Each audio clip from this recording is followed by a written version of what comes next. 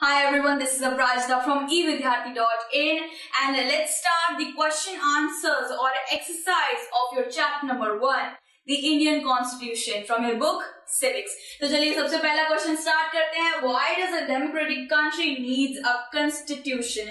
ठीक है, एक डेमोक्रेटिक कंट्री को कॉन्स्टिट्यूशन की क्यों जरूरत है? भाई कॉन्स्टिट्यूशन तो हर कंट्री को जरूरत है. ठीक है, जरा इसका आंसर करते हैं. A constitution helps serve as a set of rules and principles that all persons in a country can agree upon. भाई कॉन्स्टिट्यूशन जरूर चाहिए होता है. Set of rules and regulation पूरी कंट्री के लिए, सारे लोगों के लिए जरूरत है. क्यों?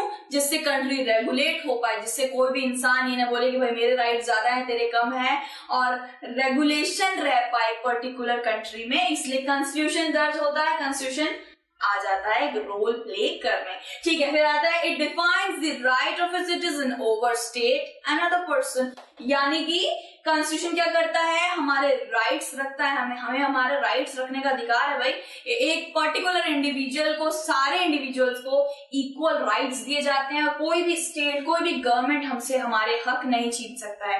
वैसे बहुत सारे पॉइंट्स है कॉन्स्टिट्यूशन क्यों चाहिए वो आप तो जानते ही है, लेकिन ये कुछ प्रोमिनेंट पॉइंट है. ठीक है, हमारा धर्म हमसे नहीं छीन सकता है, हमसे एक्सप्लॉयटेशन नहीं कर सकता है. तो कॉन्स्टिट्यूशन में ये सारी चीजें दर्ज होती हैं और हमें कॉन्स्टिट्यूशन की जरूरत पड़ती है. ठीक है, फिर आता है question number 2. What is the difference in who exercise executive power in 1919 constitutions of Nepal? Why do you think Nepal needs a new constitution today? अब इसका क्या मतलब हुआ कि भाई नेपाल में actually it was a monarch, यानी कि मोनार्की थी, वहां पे राजा रूल करते थे. ठीक है, और उसके बाद कॉन्स्टिट्यूशन के लिए काफी ज्यादा मांगे करी गई, प्रोटेस्ट करेंगे, वहां कॉन्स्टिट्यूशन आ भी गया. लेकिन ऐसा कॉन्स्टिट्यूशन आया जो तब भी किंग के ही मुताबिक चल रहा था. बाद में लोगों ने 2 या 3 साल तक काफी प्रोटेस्ट करे, एजिटेशन करे, एंड उसके बाद एक नया कॉन्स्टिट्यूशन वहां पे लाया गया. नया कॉन्स्टिट्यूशन जो चलता है लोगों के बिहाफ पे, because equal before the law, people are equal before the law. ठीक है, लॉज, रूल्स, रेगुलेशन, जितने भी चीजें हैं, सबसे पहले इंसान, हम पीपल से, हम इंडिविजुअल से सबसे पहले पूछे जाते हैं, क्योंकि हम लोग we are really important, right? Constitution भी हमसे ही चलता है और गवर्नमेंट भी हमसे ही चलता है. ठीक है, so in the 1990 Nepal constitution, the executive power of the kingdom was entirely in the hands of the king. 1990 की बात चल रही है. भाई नेपाल में क्या था? नेपाल में सारी की सारी पावर किसके हाथ में रिसाइड करती थी? किंग के हाथ में रिसाइड करती थी, और उसके मिनिस्टर्स के हाथ में. भाई अथॉरिटी जिसके पास आ जाती है वो क्या उसका मिसयूज भी कर सकता है. ठीक है, so according to the interim constitution drafted in 2007, interim constitution यानी कि एक ऐसा कॉन्स्टिट्यूशन जो किंग के बिहाफ में, यानी किंग के मुताबिक चल रहा था उस वक्त पे, and it was still under their king.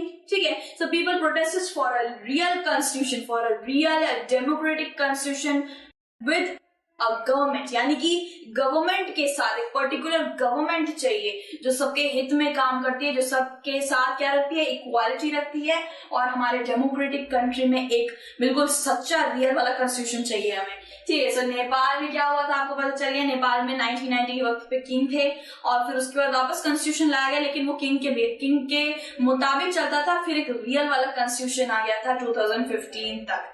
ठीक है, उसके बाद हम आते हैं क्वेश्चन नंबर 3 पे. What would happen if there were no restriction on the power elected representatives?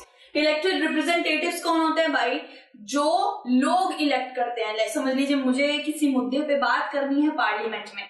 ठीक है, तो मैं क्या करूंगी? मैं रिप्रेजेंटेटिव को इलेक्ट करूंगी और वो पार्लियामेंट में मेरे मुद्दे को रखेगा. ठीक है, सो रिप्रेजेंटेटिव्स का समझ लीजिए कोई रिस्ट्रिक्शन ही ना रखा जाए, उनकी पावर एक्स्ट्रा बिल्कुल लिमिटेड ही ना रखी जाए, ओवर लिमिट कर दी जाए. तो ऑब्वियसली ये नॉर्मल सी बात है कि सबकी अथॉरिटी, सबका पावर जो होता है ना, वो एक दायरे में रहना चाहिए, वो एक रेस्ट्रिक्शन के साथ जरूर होना चाहिए.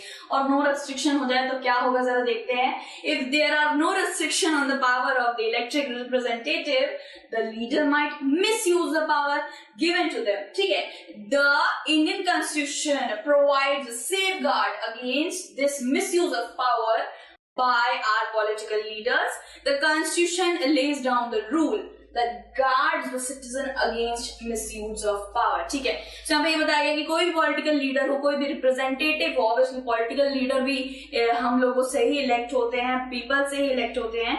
सो अगर रेस्ट्रिक्शन नहीं रहेगी तो वो ऑब्वियसली अपनी अथॉरिटी और अपने पावर का मिसयूज कर सकते हैं. ठीक है, और साथ ही साथ भाई गदरिया मचा देंगे अगर मिसयूज कर दिया तो. एंड उसके बाद क्या होगा, कॉन्स्टिट्यूशन, वही कॉन्स्टिट्यूशन आ जाता है एज अ मसीहा, एज अ सेवियर, और क्या करता है, उनके पावर को रेस्ट्रिक्ट करता है, उनके पावर को उतना ही देता है जितना उनको देना चाहिए.